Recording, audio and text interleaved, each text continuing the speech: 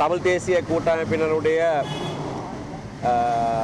குழு எதிர்க்கட்சி தலைவர் திரு சம்பந்தன் அவர்கள் தலைமையிலே இலங்கைக்கு விஜயம் செய்திருக்கின்ற உதவி செயலாளர்கள் ராஜாங்க செயலாளர்கள் டாம் மெலினோஸ்கி நிஷா பிஸ்வால் ஆகிய இருவரோடும் இன்று காலை அமெரிக்க தூதருடைய வீட்டிலே சந்தித்து உரையாடி இருக்கிறோம். இந்த உரையாடலிலே விசேடமாக இலங்கையிலே ஆட்சி மாற்றத்துக்கு பிறகு நடக்கின்ற பல சீர்திருத்தங்கள் சம்பந்தமாக பேசப்பட்டது.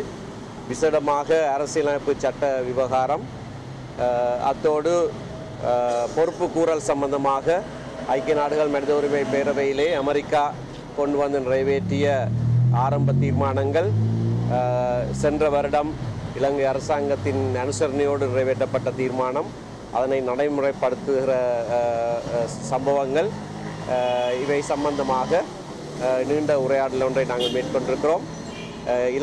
இலங்கை அரசாங்கம், இலங்கையில் இருக்கிற கட்சிகள் இந்த செயற்பாட்டிலே முழுமையாக வெற்றி காண்பதற்கு சர்வதேச பங்களிப்பும் விசேடமாக அமெரிக்காவுடைய உதவியும் தொடர்ந்து இருக்கும் என்று எங்களுக்கு உறுதியளித்திருக்கிறார்கள்.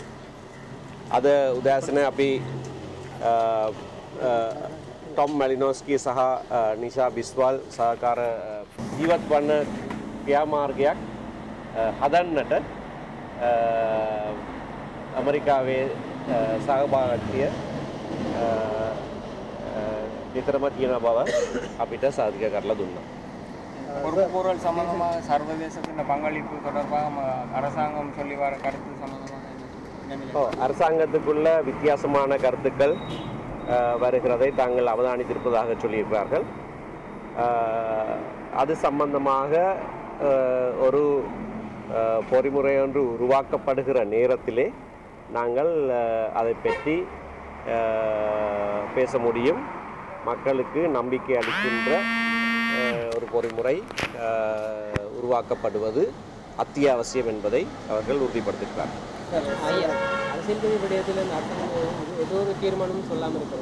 அரசியல் கைதிகள் விடயம் சம்பந்தமாகவும் நில விடுவிப்பு சம்பந்தமாகவும் விசேடமாக நாங்கள் பேசியிருக்கிறோம். பல விடயங்கள், ஜெனீவா தீர்மானத்திலே உள்ள விடயங்கள் மிகவும் தாமதமாக நடைமுறைப்படுத்துகிறதை பற்றி நாங்கள் எடுத்துச் சொல்லியிருக்கிறோம்.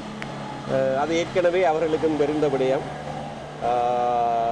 ஏற்கனவே தங்களுடைய விஜயத்திலே இது பற்றி அரசாங்கத்தோடு பேசியிருப்பதாக சொல்லியிருக்கிறார்கள். இந்த அரசாங்கம் கொடுத்திருக்கிற இந்த வாக்குறுதிகளை நிறைவேற்றுவதிலே அரசாங்கத்துக்கு இருக்கிற சிக்கல்கள் ஏதும் இருக்குமாக இருந்தால் அதை மேற்கொள்வதற்கு அமெரிக்காவினுடைய உதவி தேவைப்படுகிற எந்த உதவியானாலும் நாங்கள் கொடுப்பதற்கு தயாராக இருக்கிறோம் என்று அரசாங்கத்துக்கு உறுதியளித்திருக்கிறார்கள் சொல்லியிருக்கிறார்கள்.